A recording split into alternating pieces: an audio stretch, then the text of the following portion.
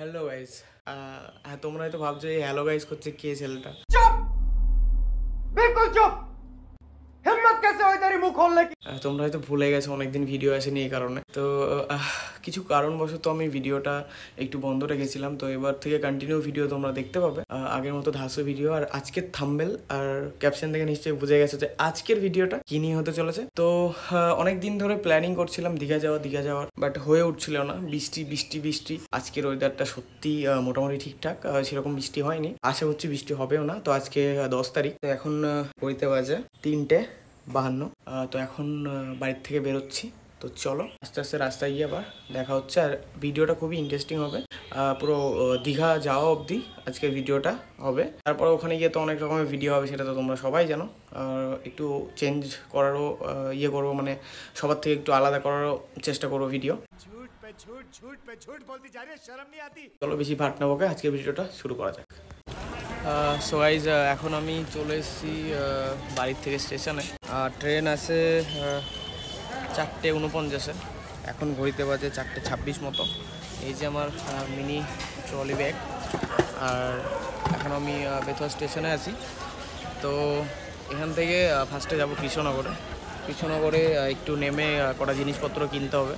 তারপরে আবার ওখান থেকে ট্রেন ধরে সোজা চলে যাব শিয়ালদা। তারপর ওখান থেকে ধর্মতলা কিংবা হাওড়া থেকে দীঘায় যাব। তো চলো ভিডিওটা কন্টিনিউ দেখো তোমরা। সো গাইজ নেমে পড়েছি কৃষ্ণনগর স্টেশনে। তো তারপর এখানে চাটা খেলাম। তো এখানে দু একটা জিনিসও নিলাম।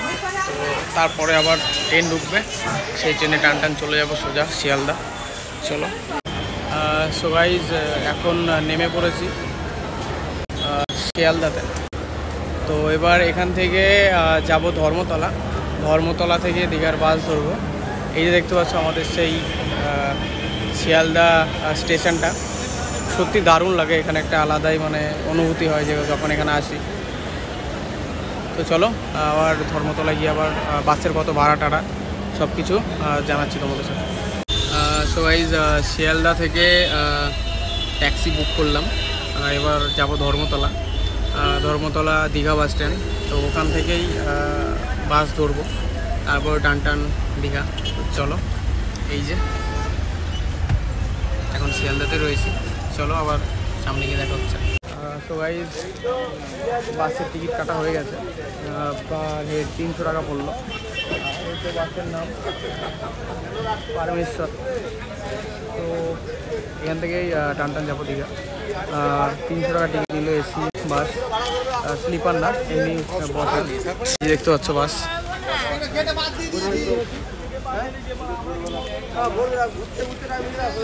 আর এই জায়গায় দেখতে পাচ্ছ এটা বাসের ভিতরে। তো তোমরা একটু জানিও যে 300 টাকা ভাড়ার মধ্যে ঠিক আছে নাকি বাসের সিটিংগুলো, একটু কমেন্ট করে জানিও। আর এসি রয়েছে দেখতে পাচ্ছ, ভালোই, বেশ, আমার তো পছন্দ। সো গাইজ চলে এসেছি দীঘা। এখন ঘড়িতে বাজে রাত 3:24। ইয়ে আর এখন দাঁড়িয়ে আছি এখানে। তো একটু এদিক ওদিক ঘোরাঘুরি করবো, হোটেল দেখবো, ভালো হোটেল সেরকম পাবো, তারপরে যাব। আর তোমাদেরকে জাহাজ বাড়িটা একবার রাতের ভিউটা দেখিয়ে দিই।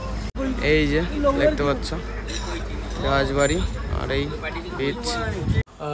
গাইজ অনেক ঘোরাঘুরি করার পরে ফাইনালি রুম পেলাম।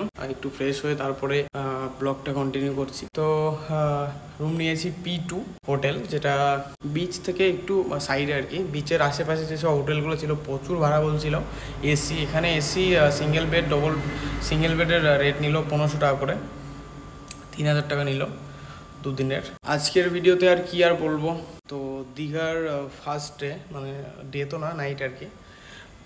তো আজকের ভিডিওটা আমি এই অবধি রাখছি। আর দীঘার ভিডিও যদি তোমরা কন্টিনিউ দেখতে চাও, এখনও অনেক ভিডিও আসছে, তাহলে মামানস ওয়ার্ল্ডকে অবশ্যই সাবস্ক্রাইব করে রেখো। আর ফেসবুকে মামান মণ্ডলকে ফলো করে রেখো, তাহলে আরও দীঘার ইন্টারেস্টিং ভিডিও আর দীঘা ছাড়া অনেক ইন্টারেস্টিং ভিডিও তোমরা দেখতে পাবে।